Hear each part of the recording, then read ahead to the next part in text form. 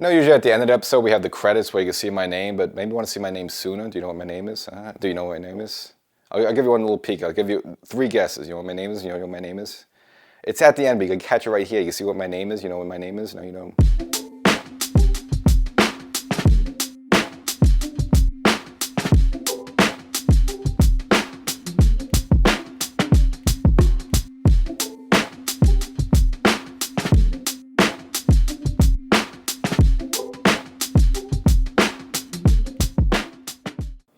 Welcome to Section 420, Talkin Yankees. Well, running it back continues. Yankees re-signed first baseman Paul Goldschmidt for another stint in the Bronx, as well as a big scandal really in Mets camp with former Yankee Luke Weaver shows up to Mets camp with the Yankee bag. So we'll address this big scandal. And of course, Brian Cashman has been doing the past couple of weeks a lot of waiver wire moves, a lot of kind of low-key nondescript moves. Pick up a couple of players, one pitcher, Osvaldo Bido, as well as Max Schumann, an infielder there. If you're not too familiar with them, just kind of give you the background on them. Again, not really big, excitable moves, but again, hasn't been a ton going on really, other than the Cody Bellinger signing this offseason. Maybe could sprinkle a little Paul Goldschmidt, but again, been kind of quiet there. But we'll introduce these 2 young players to you. And of course, we'll look at Oswaldo Cabrera, obviously coming off his injury from last season there, and he's going to hopefully have a big role this season there, but, is the clock ticking out on them? Because, he's kind of been around since 2022, and it's sort of like you like him, but, he hasn't been putting up great numbers there. So is this kind of going to be kind of his final showcase to really see if he's going to be a keeper or not there? So we'll kind of look at that situation. And as well as David Robertson, as you know, the former 2-time Yankee and part of the 2009 World Series Yankee team, kind of the last of the players from that 2009 team, calls quits, will be retired there. So we'll kind of take a look back at his career. Again, Houdini there, who again had to fill some big shoes, taking over for the great Mariano Rivera, and he did a pretty good job there. So kind of a look back at his career. So got a lot coming up there. We've got spring training just around the corner, and of course some speculation about Jason Dominguez. Very good possibility maybe starts the season in AAA. I'll kind of address that issue, whether it's good or not.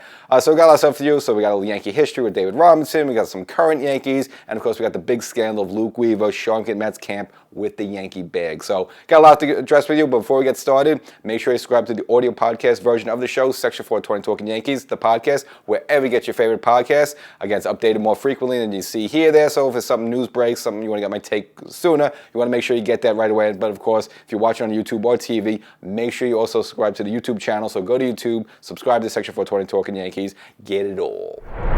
Now, a couple of weeks ago, there was some chatter that the Yankees were kind of kicking the tires on Paul Goldschmidt, bringing him back for another season.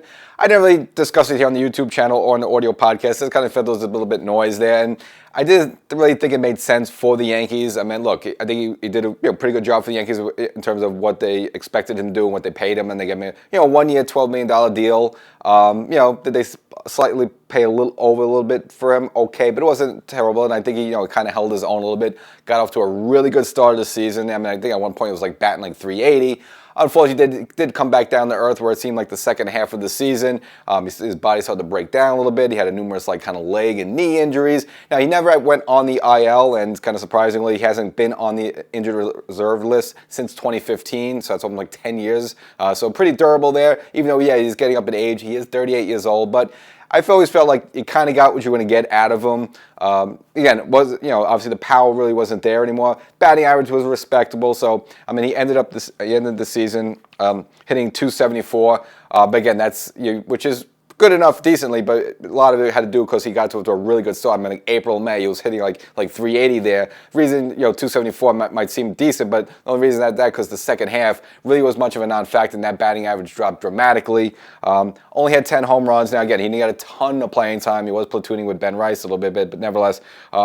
10 home runs, 45 RBIs, 31 doubles, and overall 134 hits. So look, a good, respectable season. Played decent first base, and even in some games he came on some late inning defense. Even didn't start the game, coming there for late inning defense as well. So I thought that was all fine. I thought he was decent there. But again, at this point where he's 38 years old, the Yankees were kind of talking about bringing him back there. I just didn't think it was really worthwhile just for the fact that a couple of weeks ago before that, they signed Imad Rosario to a one-year deal for $2.5 million. And according to Joe Sherman, the Yankees were working out Rosario taking some grounders there at first base. So I figure like if you kind of really have Rosario already doing that for you and you only paying him $2.5 million, yeah, Rosario has other tasks. He's going to be platooning a little bit at third base. Probably when there's a lefty starting the game and they want to give Ryan McMahon a day off, maybe throw him in left field once in a while there. So yeah, I mean Rosario might also be have a job at third base, and then like, all right, well, you need a right-handed first baseman to get Paul Goldschmidt. So yeah, you can make that case there. But as I was saying before, if you kind of have Rosario already doing that and you pay him $2.5 million there, why would you want to bring in Paul Goldschmidt, who, if he made $12 million last season, all right, are you going to pay him that same $12 million? Probably not. He's probably going to want somewhere around, at least $10 million at least there. And I still think that this $10 million for one guy, he's going to kind of be a part-time platoon player at first base there. I didn't think it made sense for the Yankees there. So, again, I didn't really see it as a possibility, so I didn't even really throw it out there, but it was kind of, you heard the story. But nevertheless, news came out that this thing, and it kind of really snowballed quick, and they locked it in that Paul Goldschmidt will be returning for the 2026 season. Now, once you hear the numbers afterwards, then it makes a little bit more sense. So it's not even near a $10 million deal. It's 1 year for $4 million. Now, supposedly there's also another $2 million worth of incentives in the deal. So probably if it hits certain milestone in games played there. So the deal could be worth up to $6 million. Where if that's the case, then all right, in terms of just money, that at least makes a little sense then, because you're not really paying him like $10 million. You wouldn't pay him $10 million to come back again. I just don't think it was justified there. But if it's only like $4 million up front guaranteed, and maybe up to $6 million if he has hits certain incentives and has a good season, okay, at least it makes more sense there. So in that sense, it does make sense there. Now, and also supposedly other teams were actually willing to offer Paul Goldschmidt more there, but he seemed to really want to return the Yankees like this time here. And also, the relationship we learned from last offseason between him and Judge seemed like the two of them been working out a lot during previous off seasons. Obviously, Judge lives down in Tampa there, and they live near each other down there. So I guess they had a little bit of a relationship. So the captain, did he put a good word for him? Is it kind of want to keep the captain happy a little bit as well? Maybe it could be some of that in him. I don't know if that's totally how these teams make the decisions there. So it all kind of makes that sense in that regard. But of course, he's going to be the extraordinaire against left-handed pitching. Obviously, and that's where he really did a good job last season. So he hit .336 last season against left-handed pitching. So okay, at least you can understand why he did that. The way I looked at it is like I thought Ben Rice had a good, really good coming out season, hit the 22 home runs. Now, the batting average wasn't great at .255 there, and as we know, yes, he's a left-handed hitter, and he's probably not greatest against left-handed pitching, but I just like the idea of almost letting him be the full-time first baseman. I didn't want him to go back to a platoon situation. And yeah, that's what's going to happen now that you have Paul Goldschmidt there. Now, of course, we know we get Ben Rice, you get him some at-bats as well, because we know last season he could be a catcher as well. Okay there. But I almost wanted to start the season, almost like give the job to Ben Rice. All right, you're the full-time first baseman. You're out Tino Martinez. So whether it's against a lefty pitcher or a righty pitcher, we're sending you out there just to see what you can do. And let's just see what you can do. Maybe it turns out to be an effective bat against left-handed pitching. For example, Cody Bellinger is good against lefties. Hideki Matsui was good against lefties back in the day there. So, if you don't give him time to let him develop to that, you just don't know. And if you just automatically bench him for like someone like Paul Goldschmidt against a lefty, well, how's he going to learn? It turns out he might be very effective against left-handed pitcher, but you don't know if you don't bring him in as this. So in that respect, I didn't really love the move in that regard. I just wanted Ben Rice to have for full time there. But if you tell me, it's only cost the Yankees $4 million there, at least economically that makes sense. But another reason I wasn't really thrilled with the move is that also now he's kind of going to clog up a roster spot. This is going to be a very interesting season, at least early on. Obviously, you mentioned before, I mentioned in the intro that Jason Dominguez, good chances there's no room for him really, and he has talent really, and you don't want Dominguez just to be a once-a-week player there. So, if there's no really room in this roster there, maybe you have to put him in AAA to start the season, because, you got a spot clogged up by Paul Goldschmidt, who's just going to be only going against lefties and maybe coming in for late inning defense. I mean, do you want a guy like that when you kind of have a guy like that already with Imad Rosario there? So, again, that's why I wasn't thrilled with the move for those reasons there. I'm sure Paul Goldschmidt is great. I mean, again, he's a former MVP type player. Yeah, he's going to be 38, going to 39 next season. Hasn't been on the IL since 2015, so he's a quite durable player. I'm sure he'll do well there. I just didn't think in terms of that stuff it made sense with the Yankees. Again, you have the Dominguez situation, and you have the pitching staff situation. The rotation. It's gonna. I think once the season starts hitting the rubber meets the road in the season, which is going to be around June, when at least at that point you figure you have Rodon back, you have Cole back, and you have your 5 starters as your way you plan landed, okay, that's good then. But to start the season in April and May, it's going to be very choppy, mainly because you can have two guys in there, such as probably Ryan Weathers is going to probably get a bunch of starts. Maybe Ryan Yarbrough gets a couple of starts, and of course you got Will Warren in there, who was durable for the Yankees last season, but he's apt to go in there and give up 6 runs in the first inning. I mean, we saw that a lot from Will Warren last season. That seemed to be the bugaboo. He gives up the big inning there, so you might have to work a lot on your bullpen, meaning that you have a lot of guys up and down there, and maybe you want to carry some extra pitches because of that. Well, now you can't really do that because you have now Paul Goldschmidt kind of blocking up a roster spot in that regard there. So, it makes the Yankees a little bit more flexible. And again, with the pitching staff, the Yankees are going to have to be maneuvering a little bit because you're not going to have Cole there to start the season. And you're not going to have Rendon there to start the season. And in the bullpen, you have some question marks. I mean, you're good with Bednar, Duvall, Fernando Cruz, and some of those guys, okay. But there's a bunch of other guys there where you still have some question marks. And that's why you still see Cashman every week bringing in new pitchers, bringing in new guys. He's want to take a look at some of the guys. And so you can see he's just not 100% on the bullpen yet, which means, it can get choppy. Guys might be in and out, up and down, getting sent down, designated for assignment there. But this makes it tougher there because you have possibly Paul Goldschmidt getting taking up a roster spot, as well as some other guys that are just kind of taking up roster spots and very inflexible, like Giancarlo Stanton. I mean, you have him up there, he's just going to be a DH in it. So, now instead of having 20, maybe, you got basically those two guys taking up 2 roster spots. So now you only have really 24 to work with up and down there, and it just makes it that much tougher there. So it's an okay move, and he told me it's only $4 million. I could deal with it. Again, I like Paul Goldschmidt, and I like what he brings to the team. He's a professional. He's a former MVP caliber type of player. That's all good there. But again, I just don't know if it made 100% sense for the Yankees. I just thought that I would have been okay just giving Ben Rice a full-time job to start the season. Say, hey, kid, the first base is yours. See what you can do with it. And if he has some struggles, he has some problems, you can make some adjustments along the way, whether it's bringing some talent later on. But again, I just don't think really super necessary to bring Paul Goldschmidt in here. But whatever, it makes the team better right now. And again, we'll just see how it happens in spring training.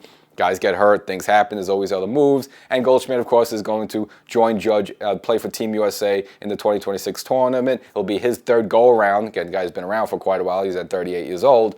So, he'll be joining Judge and David Bednar representing Team USA. But again, for the Yankees, I guess, this is an okay move. But, of course, it kind of goes back to what people have been talking about, that they're kind of running it back, kind of bringing back the 2025 team, at least most of the 2025 teams again for 2026. And then, of course, that whole argument, really briefly, I kind of broke it down on the audio podcast, but I guess since we're here, might as well discuss it with you.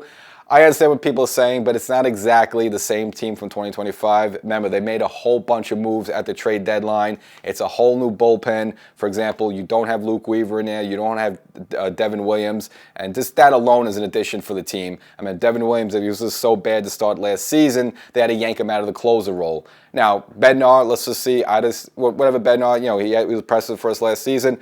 I just don't think Bednar will ever be that bad to start the season. So that in itself is a plus. So it's not the same team as 2025. It's a whole different bullpen. You're going to have Garrett Cole. And also you didn't start the season with Giancarlo Stanton. Remember, he showed up last spring training with his achy elbows just out of nowhere. Now, could that happen again? Yeah, because, doesn't seem like he had any sort of procedure or anything to take care of that. It just seemed like he used normal, rest and recuperation and maybe some physical therapy on that, but no procedure. So, we're banking on the fact that Stanton's going to be okay, ready to go by, opening day there. But can he show up in spring training, in a couple of days or so and just complain about, creaky elbows? It could happen, but right now it seems like that's going to happen. So you have that to start the season. You didn't have Giancarlo Stanton to start the season. You didn't have Cam Schlitt to start the season. I mean, he really enjoyed the Yankees until July there. So, I mean, a whole half a year, of this Cam you didn't have Cam Schlitt. Well, you're going to have him there day one. And also Luis Gil, who he did come back last season, but was torn in the late part of the year. And again, he wasn't really 100% himself there. And again, he tried to take off a little bit of velocity, be a little bit better of a control pitcher. He only had a handful of starts there, so really how to judge him wasn't really the greatest example of him. Well, a little different now. You can have Luis Gil there, barring any injury there for opening day, game 1 there. So for the fact that this is like a completely the same team as last year, I know people want to pick about that, talk about it, but it's not exactly the case. Again, they made their big moves by the trade deadline. They totally revamped the bullpen. You're going to have Stanton there for opening day there. You can have Luis Gil there for opening day. You can have Cam Schlittler there for opening day. We saw Cam Schlittler do. And, of course, as the season goes along, at some point, maybe it's June, probably June if I had to guess there, you're going to get Garrett Cole back, which is a big shot in the arm there. So it's going to be a much better team than what we saw towards the most of last year there. So it's not exactly the same team. And of course, yeah, you bring Paul Goldschmidt back, so haha, yeah, running it back a little bit there. Now, again, whether he was here or back, I don't know if it makes that big of a difference. I think he will be a plus for the Yankees. And if it just turns out he stinks and he can't hit anymore, and he turns out to be a DJ LeMahieu type, who unfortunately the Yankees had to cut ties with him, again, you're only paying $4 million to the guys. I mean, they were paying DJ LeMahieu $15 million, and they said goodbye to him. If Paul Goldschmidt, for some reason, just loses it, and is not a good player at all in 2026, I mean, you could eat $4 million. It's not a big deal. So it's not exactly the same team. And good, I think Paul Goldschmidt at least makes him a better team, at least to start the season. Wasn't totally necessary, but he is an asset for the team. But again, if he turns out to be terrible, you could just cut him. And of course, with Paul Goldschmidt coming on the team there, as mentioned with the roster spots, there was reporting, this according to the Post John Heyman, that there's a good chance that Jason Dominguez is going to start the season in AAA just because there's going to be a lack of roster spots. And of course, he's a talented player, which, you don't want him to just waste his talents just, playing once a week or starting once a week. I mean, you want him to get multiple starts per week there. But of course, the Yankee outfield's a little full right now there. So it does kind of make sense in that regard. Now, if that does happen there, I don't think that's the end of Jason Dominguez. They're going to trade him away, and he's going to be another Miguel Andujar or Clint Frazier that's get wasted away. I mean, could that happen? Possibly, yeah, but I just don't think that's the case. First of all, I want to look at a few things. All right, last season, he did get a little bit lucky with that Stanton elbow injury, obviously because they were able to, have Stanton on the shelf for a couple of months. That freed up the DH spot where you had to give some Judge some DH spots there, and then, of course, you have Bellinger playing right field, which then allowed Dominguez to, at least try to play left field, which was kind of, turned your stomach a little bit. Nevertheless, he had the opportunity there. And of course, when Stanton came back there, we all know what happened the second half of the season there. Actually, ended up cutting Jason Dominguez playing time significantly. Now, Brian Cashman did mention that they did have at least the possibility of sending him down to AAA at that time, but they wanted to keep him on the major league level there, which I think could have been the right move. His numbers weren't fantastic. Obviously, we expect a little bit more power there. Of course, he had some doldrums a little bit in left field. We saw that as well there. But Boo did mention, he did do an interview, before going to Tampa there on WFAN, mentioned that they at least found ways to get Jason Dominguez a lot of at bats for him there. They kind of like what they saw there, but they mentioned again also that they still believe him and they still find out the opportunity to get some bats from him, even though it looks like right now on the Yankees outfield is crowded right now there. So either way, we'll see how this all shakes out. If it does become true that they do have to start him in AAA, I think the best thing for him is get as many bats as possible. I know they've been putting him in winter ball, but they have him on the major league roster to just maybe pinch run once in a while, get one start throughout the week there. I don't think that serves him well. I mean, we're looking at him to try hopefully being the Martian, the superstar player he could, we all think he could be. You can't get that if you're not getting a number of bats there. So if he has to start the season at AAA, I don't think it's the worst thing in the world. You got a long season, a lot of things could happen.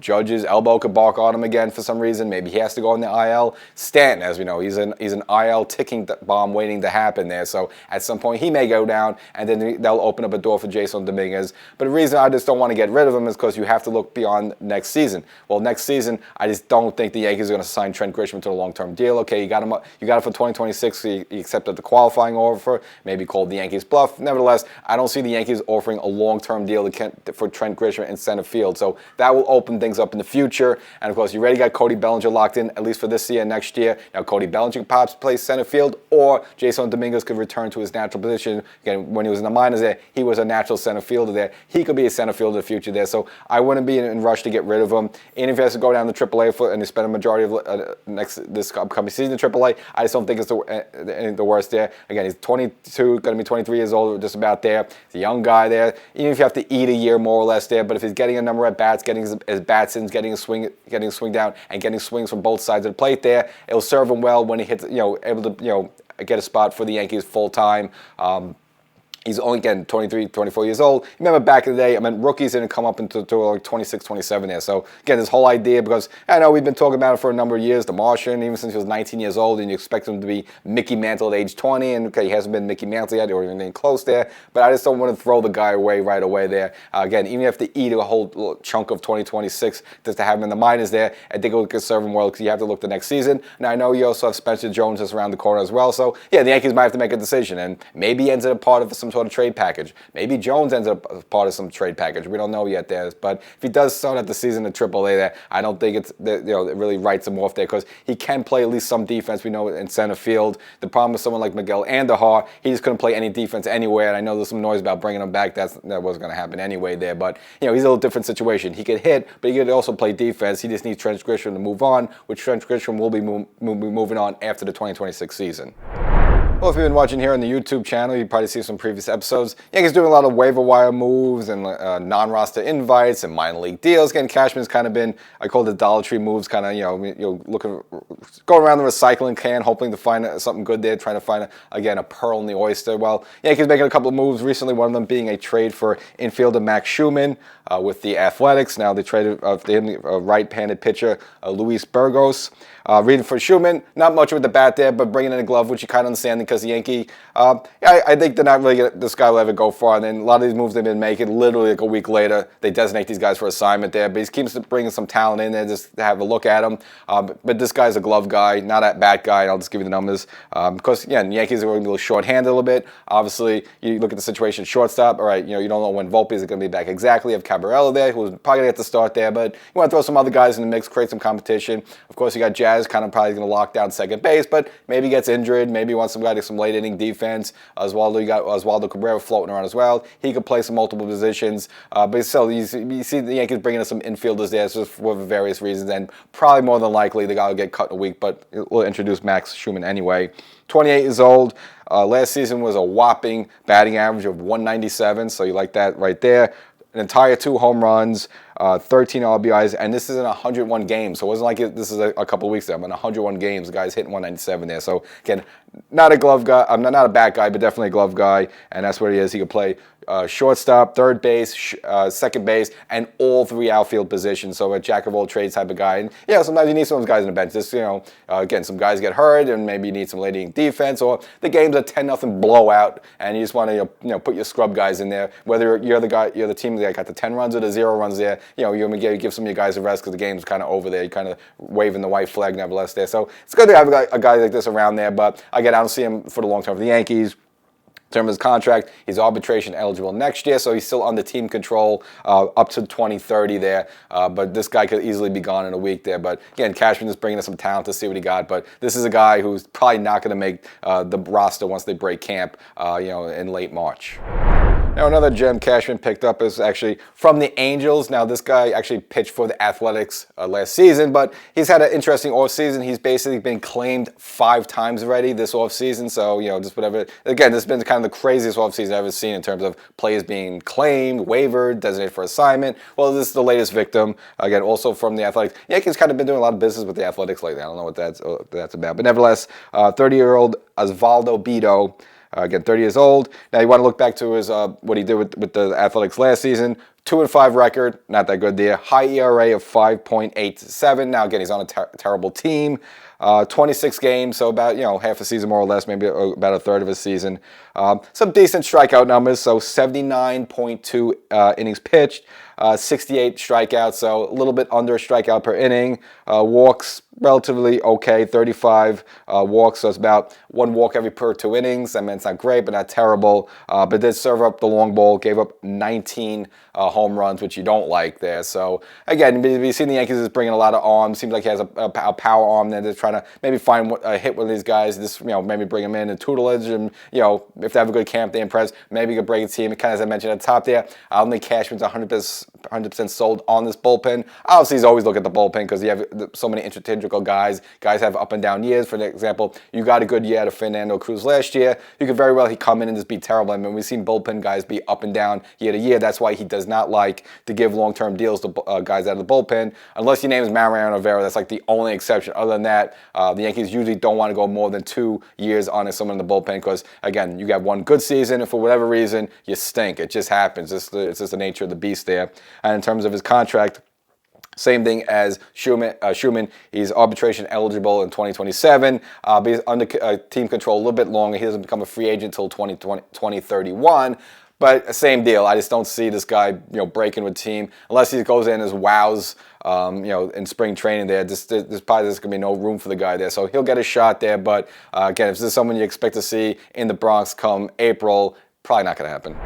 And speaking of arms, and I said at the top there, two-time Yankee David Robinson deciding to retire at the age of 40 after 17 seasons in the majors. Again, he was the Houdini. Originally came up with the Yankees in 2008, but of course he heard the Houdini thing in 2009, really. It was Game 2 of the ALDS against Minnesota. Again, it was that extra inning game, bases loaded, no one out. Actually, I was at that game, and he got out of the jam. I thought the Yankees were toast there, but he actually got out of the jam, bases loaded. Of course, that's the game where Mark Teixeira would hit the walk-off home run there. So, good, respectable Yankees, and he had to fill in some big shoes. Again, he became the closer after Mariano Rivera and did a pretty darn good job. If you couldn't really get any better, obviously no one could beat Mariano Rivera there, but David did a decent job. Came back with the Yankees again in the second go-around, and I think the Yankees were looking at him last season. They ended up going with the Phillies for a while there, but I guess for this season, no one really had any interest in them, so deciding to call it quits at age 40.